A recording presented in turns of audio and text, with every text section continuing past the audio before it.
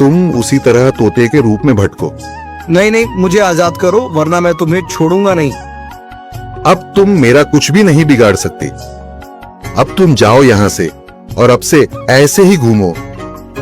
अब तुम्हें पता चलेगा कि दूसरों को दर्द देने में कैसा महसूस होता है। इसके बाद वह राक्षस वहां से उड़ जाता है। मरचू और उसकी पत्नी सीता दोनों खुश हो जाते हैं। मरचू पहले की तरह काम करने लगता है। वह और उसकी पत्नी दोनों खुशी खुशी जिंदगी गुजारने लगते हैं।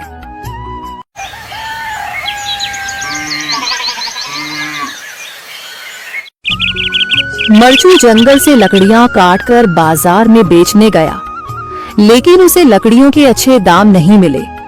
इस पर मरचू ने कहा, अरे भैया, इतने कम पैसे? इन पैसों में तो 2 वक्त का खाना भी नहीं मिलेगा। आप मुझे बहुत ही कम पैसे देते हैं। मैं इतनी मेहनत से लकड़ियां काट कर आता हूँ, लेकिन उनके पैसे मुझे बहुत कम मिलते हैं। भैया, तुम्हारी लकड़ियां होती ही इतनी कमजोर हैं कि मैं इससे ज्यादा पैसे नहीं दे सकता। तुम्हारी लकड़ियों के बस इतने ही पैसे बनते हैं। अरे भैया, कुछ ज्यादा कर दो ना।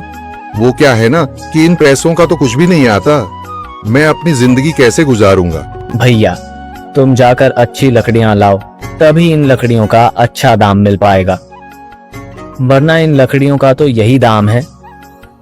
ये सुनकर मरचू बहुत ज्यादा परेशान हो गया और पैसे लेकर किराने की दुकान से सामान खरीदकर घर आ गया।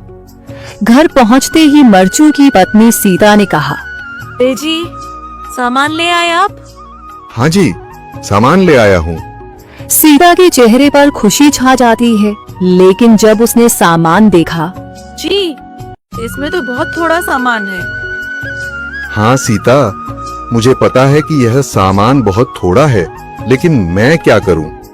मेरे पास जितने पैसे थे, मैं उतने का ही सामान लेकर आ गया हूँ। इस तरह हमारा गुजारा कैसे हो पाएगा जी? आपको तो पता ही है कि हम कितनी मुश्किलों से गुजारा करते हैं।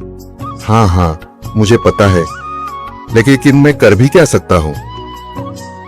मेरे पास इतने पैसे ही नहीं कि हम एक अच्छी जिंदगी गुजार सकें।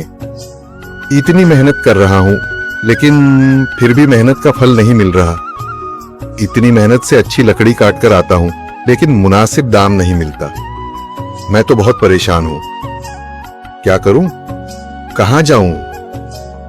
अरे जी, आप परेशान न हो, आप कोई और काम देख लें।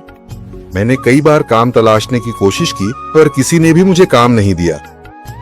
ये सुनकर सीता भी काफी ज्यादा परेशान हो गई।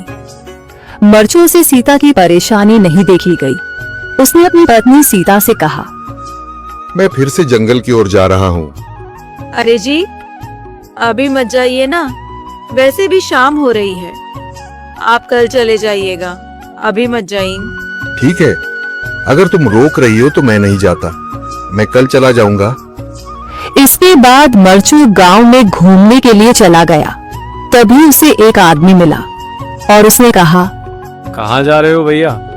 और सुनाओ, क्या हाल चाल है? जिंदगी कैसे गुजर रही है? अरे भैया, तुम्हें तो पता है कि लकड़ियां काटकर कैसे गुजारा होता है। हाँ भैया, तुम सही कह रहे हो। और आसपास के जंगलों में अच्छी लकड़ियां भी नहीं है। इसके लिए तो जंगल के अंदर जाना पड़ेगा। पर जंगल के अंदर तो काफी सारे जंगली जानवर होंगे। मुझे बहुत डर लगता है भैया, मैं जंगल में कैसे जाऊंगा? हाँ भैया, जंगली जानवर तो होंगे, लेकिन अच्छी लकड़ियां तो वहीं से ही मिलेंगी। ये सुनकर मरचू बहुत ज्यादा परेशान हो गया, लेकिन वह आदमी बिल्कुल ठीक कह रहा था। जंगल के किनारे की सारी लकड़ियां कट चुकी थीं। अब सिर्फ जंगल के अंदर ही अच्छी लकड़ियां बची थीं। अगली सुबह मरचू